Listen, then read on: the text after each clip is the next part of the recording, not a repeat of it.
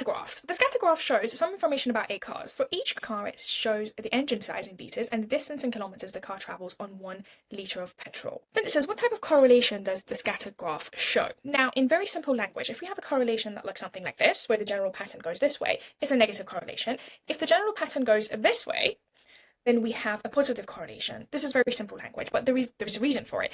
If one increases, the other one also increases. That's when we have a positive correlation. So in this instance, as the engine size increases, the distance the car can travel in 1 hour decreases. So we have a negative correlation. As one increases, the other one decreases. The pattern we're seeing is something like this. It's a negative correlation. Hope that makes sense. Let's go on to the next part of the question. It then says, a different car of the same type has an engine size of 2.5 litres. Estimate the distance travelled on 1 litre of petrol by this car. Okay, the very first thing we do, get rid of the line that I've drawn. We draw the line of best fit. Using a ruler, not the way that I've just done it. We draw a line of best fit.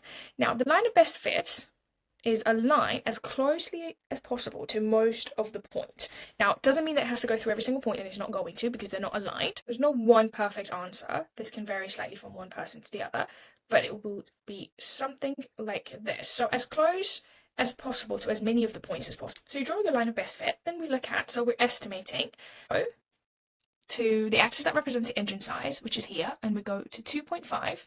Then we go up to the line of best fit that we've drawn. Again, please use a ruler, but for the sake of time, I'm just doing it this way.